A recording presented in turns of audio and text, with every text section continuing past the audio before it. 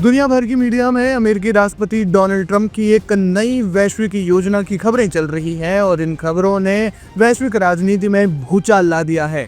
British अखबार the telegraph ने भी अपनी रिपोर्ट में दावा किया है कि उसे अमेरिका की नेशनल सिक्योरिटी स्ट्रेटेजीज का एक लीक ड्राफ्ट दस्तावेज हाथ लगा है, जिसमें अमेरिका की विदेश नीति को लेकर चौंकाने वाले लक्ष्य उजागर हुए हैं। इस कथित लीक दस्तावेज के अनुसार अमेरिका न केवल यूरोपीय संघ को रणनीतिक रूप से कमजोर करना चाहता है, बल्कि एक बिल्कुल नई कोर 5 वैश्विक व्यवस्था बनाने की तैयारी में है, जिसमें भारत, चीन और रूस जैसी एशियाई शक्तियों को प्रमुखता मिलेगी, जबकि यूरोप को दरकिनार कर दिया जाएगा।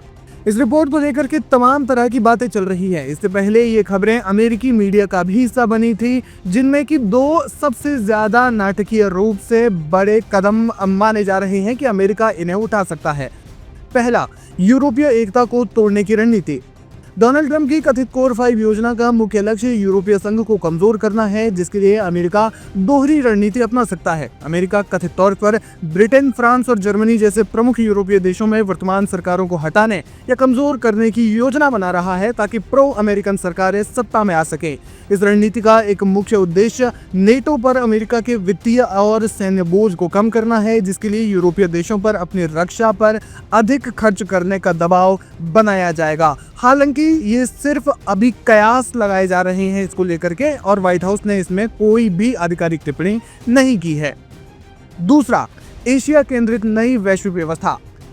बताया जा रहा है कि अमेरिका एक नया एशिया केंद्रित कोर 5 गठबंधन बनाने की योजना बना रहा है। इस समूह में अमेरिका के अलावा चीन, रूस, भारत और जापान शामिल होंगे। इस समूह का गठन वैश्विक शक्ति और जनसंख्या के आधार पर होगा, जिसमें यूरोप की भूमिका वैश्विक निर्णय लेने की प्रक्रिया में गौण यानी साइडलाइन हो जाएगी। यह कदम अमेरिका की विदेश नीति की प्राथमिकताओं को यूरोप से एशिया प्रशांत क्षेत्र में ट्रांसफर करने की ओर इशारा करता है। हालांकि दूसरी ओर व्हाइट हाउस ने इन दावों का खंडन किया है। पहले ये खबरें सिर्फ अमेरिकी मीडिया में ही चल रही थी, लेकिन अब भारत और ब्रिटेन के मीडिया संस्थान भी इसे प्रमुखता से कवर कर रहे हैं। इन दावों का अमेरिका ने तो खंडन किया ही है, साथ ही भारत, जापान, चीन और रूस ने भी इस पर अभी तक कोई आधिकारिक प्रतिक्रिया नहीं दी है।